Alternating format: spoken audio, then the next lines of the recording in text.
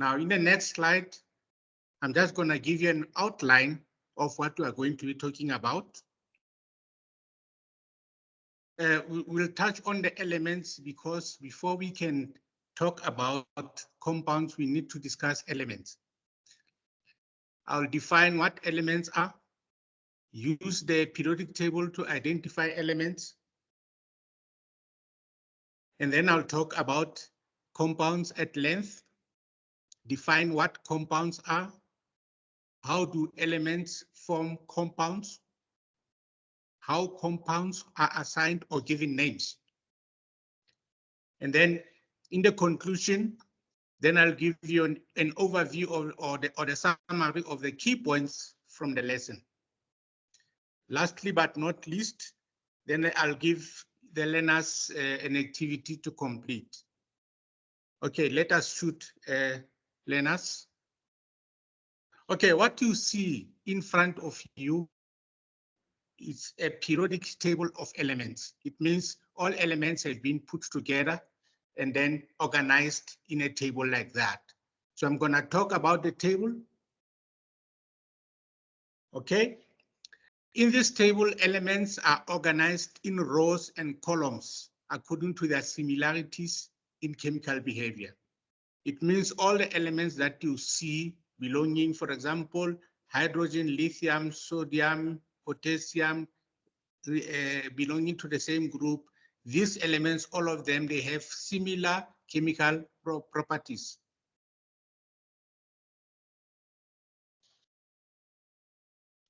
Elements are made up of individual atoms or diatomic molecules. Now you'll see on the diagram there, I said individual atoms, you'll see all atoms are existing in single atoms. And then on the other side here, you see all the atoms are existing in pairs. And as soon as they exist in pairs, we refer to them as molecules, meaning elements can either be made up of atoms that are in single or in pairs. So they can either be individual atoms or diatomic molecules. Now you will see all the elements that are encircled or covered in a red highlight. All those elements in the periodic table are the ones that have diatomic molecules. Those elements are iodine, bromine, chlorine,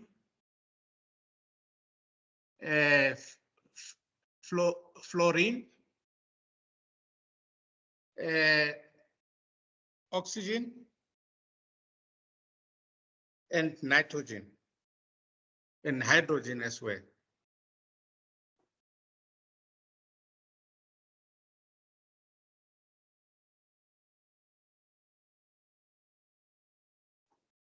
Now,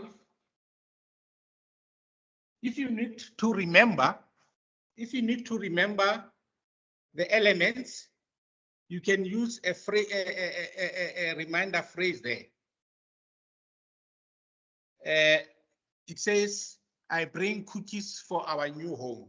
Every letter there would represent a diatomic element. Now, how do we define an element? Okay, elements are substances that cannot be broken down into simpler substances by chemical means. By that, let us just consider our two types of elements. Remember, some elements, they have atoms that exist in ones, and some elements have atoms that exist in pairs.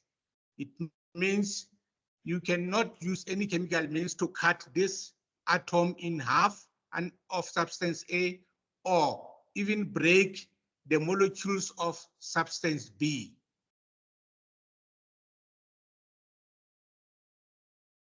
Diagrams of substance A and substance B above represent elements. Substance A and substance B are called elements because, and these are the conditions, the substance should consist of only one type of atoms, and that is applicable to substance A. Or the substance can consist of two or more atoms, provided they are of the same type and they are chemically bonded. And the example there is substance B. Note, chemical bonds in substance B can only be broken if substance B reacts with another substance. In isolation, they cannot be broken chemically. How do we define a compound? Compounds are made up of atoms of two or more.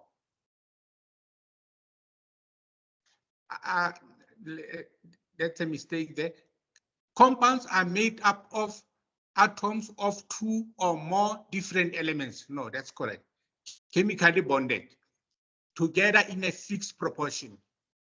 It means if two atoms of different elements come together, we start to talking about a compound, and they can come together in a particular proportion.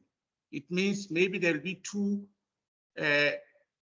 atoms of hydrogen that come to combine or bond with one molecule or atom of oxygen to form what is called a molecule of water. So the ratio would be 2:1. Okay, let us just look at the diagrams below there. Both substances are compounds.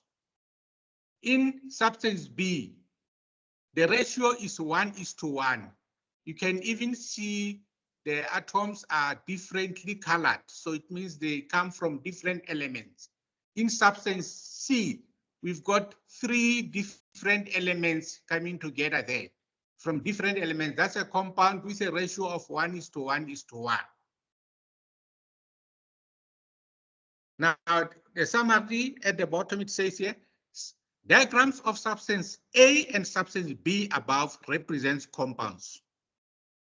Substance B and substance C are called compounds because, and these are the conditions, the substances are called compounds because, one, the substance should consist of different types of atoms, which is applicable to, example, substance B.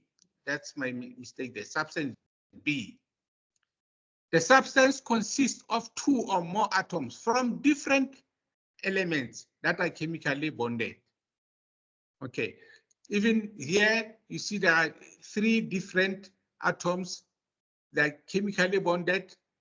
As long as they're different, coming from different substances, then it's a compound. Okay, how do elements combine to form compounds? Compounds are formed when atoms of different elements react together.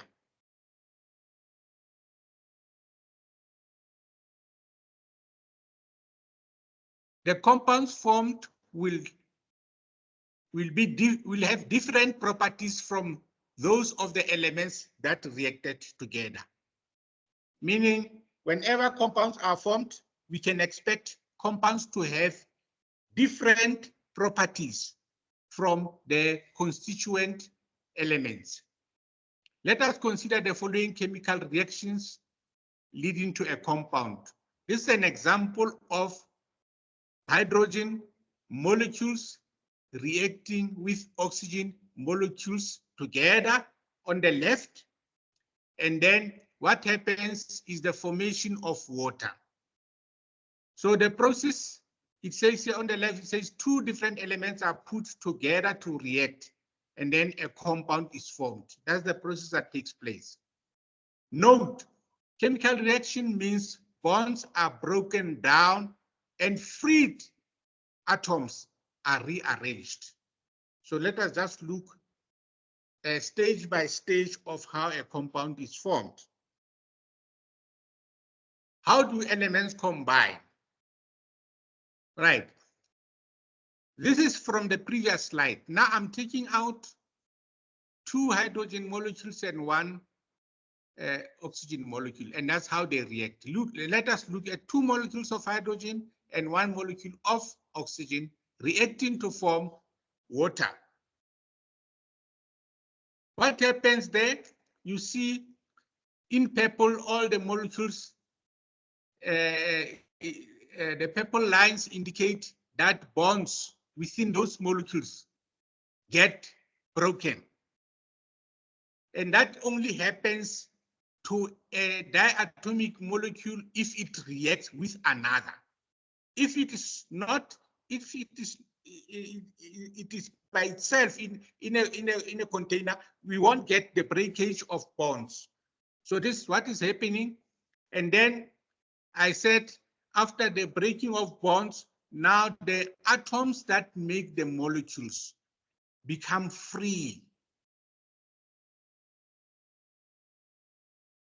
Freed atoms of elements rearrange and form new bonds to form a compound called water. We realize here on the left, it was hydrogen attached to a hydrogen atom, oxygen atom attached to an oxygen atom. But in the end, you find 2 of the oxygen atoms are to 1, 2 hydrogen atoms attaching to 1 oxygen atom. So it means now we've got different elements that are bonded on the right, and that is a compound. On the left, it was the elements because there were no different elements that were bonded together. Okay, then we come to how we name compounds. The table of ions below is used to determine how to name and write formulae of compounds. You will see on the left we have positive ions, and you've got negative ions. Now, learners, you might ask, where do these ions come from? Remember, in the I said whenever there's a reaction, the bonds have to be broken and the atoms have to be freed, and they have to rearrange to form new bonds, to form new compounds. Now, what's happening is after breakage of bonds, usually we get freed atoms existing as ions. Now you see these ions here, they've got charges. The positive ones, like hydrogen here, it has got 1+, meaning its charge is 1 positive. The chlorine is Cl minus, it means it's -1, its charge.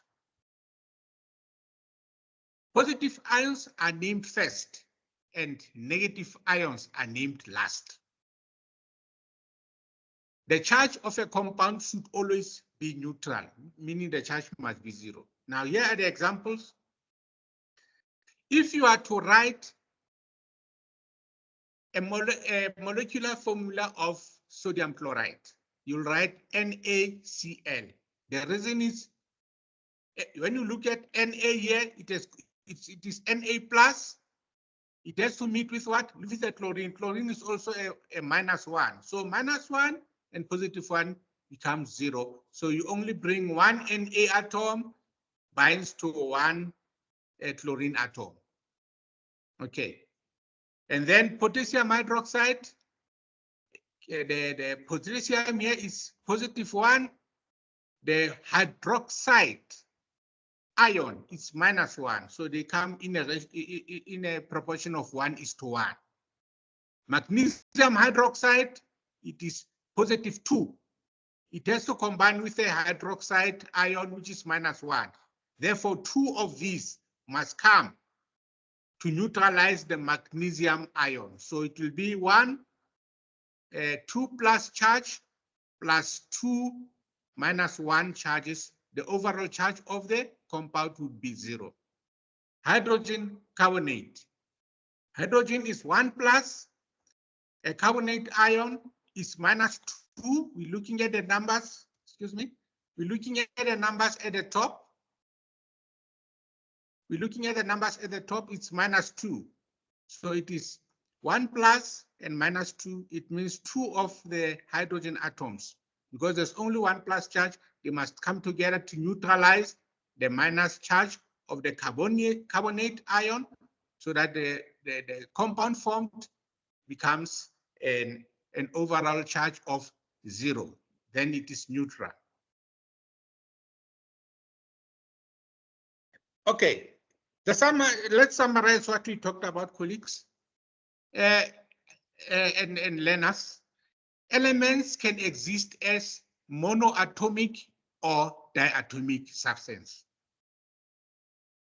Atoms or molecules of elements cannot be broken down by physical means, let's say heat or electrolysis. Elements are made of the same type of atoms. That relates to the elements. And the compounds have different properties from elements that formed such compounds. Atoms of compounds can be separated by physical or chemical means. Compounds are made up of different elements. When naming compounds, positive ions are named first, negative ions are named last. Chemical formulae of compounds are written in such a way that the overall charge of a compound is 0. That concludes our lesson today, learners. And there is a QR code that you can use to answer the activity for this lesson. Thank you very much.